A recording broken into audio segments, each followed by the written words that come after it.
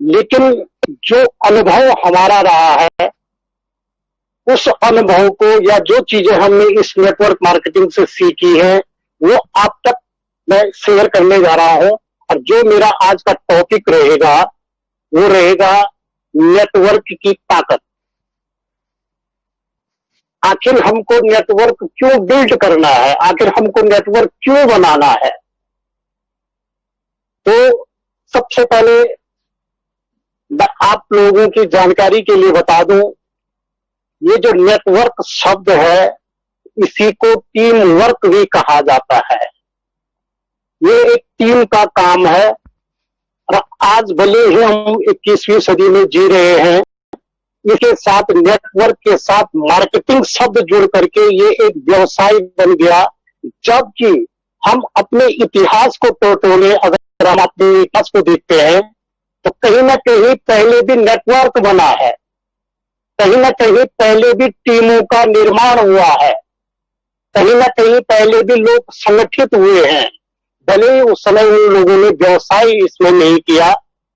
तो मैं आप लोग जैसे नेटवर्क या टीम वर्क की ताकत, जो बड़े से बड़े काम हुए हैं, जो ऐतिहासिक काम हुए हैं, वो सब के सब किसी न किसी टीम वर्क से हुए हैं। ताजमहल की बात ले लो आप, ताजमहल बनाने में 20,000 मजदूरों ने काम किया है, तो वो भी एक टीम वर्क का उदाहरण है। नेटवर्क या टीम वर्क आज नहीं, बल्कि ये मुझे लगता है कि ये प्राचीन समय से ये चला आ रहा है। चाहे आप सतयुग मान के चलो, चाहे आप त्रेता युग मान के चलो, चाहे आप द्वापर युग मान के चलो, आज तो कलयुग है ये। सतयुग में हमको सिर्फ राजा हरिश्चंद्र की कहानी का जिक्र हमने सुना है, उसका जिक्र हुआ है, और चीजें उसमें नहीं आई है। लेकिन मैं त्रेता युग की बात करता हूं, भगवान रामचंद्र जी के युग की बात करता हूं। वहां पर उस युग से हमको एक टीम की जो कार्यशैली होती है, टीम क्या काम कर सकती है, वो सीख मिलती है।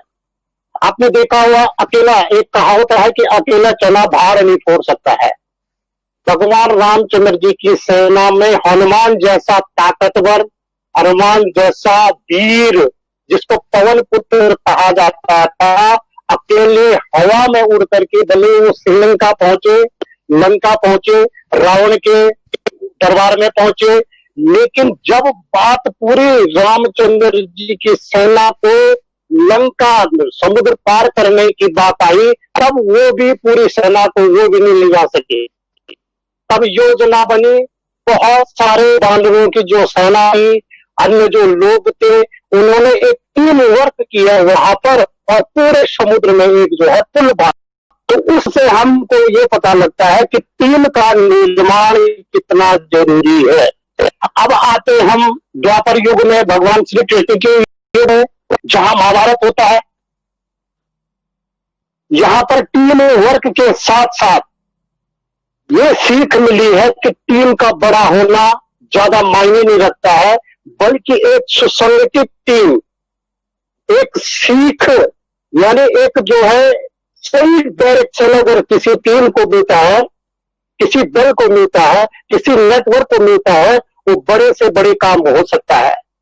महाभारत की कहानी, कौरवों और पांडवों के बीच जो महाभारत का युद्ध हुआ था, मैं आपकी जानकारी के लिए बता दूं, कौरवों की सेना में 11 अक्षौहिणी सेना थी, पांडवों की सेना में 7 अक्षौहिणी सेना थी।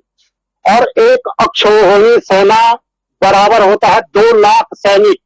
भले उसमें घुड़सवार रहे होंगे, उसमें हाथी रहे होंगे, उसमें पैदल सेना रही होगी, मैं उसमें नहीं जाऊंगा। मैं तो एवरेज ये कह रहा हूं कि कौरवों की सेना में 11 अक्षौहिणी, यानी 2 लाख एक अक्षौहिणी, तो कुल मिलाकर के 22 लाख सैनिक कौरवों की सेना में। जबकि पांडवों की सेना में 7 अक्षौहिणी सेना होती, यानी 14 लाख सैनिक। यहां पर टीम बड़ी कौरवों की थी, लेकिन जीत पांडवों की हुई है। दूसरे शब्दों में आप इसको इस तरीके से भी समझो कि कौरव 100 भाई थे, पांडव 5 भाई थे। टीम बड़ी कौरवों की थी, छोटी टीम पांडवों की थी। लेकिन मैंने कहा टीम का बड़ा होना ज्यादा मायने नहीं रखता है।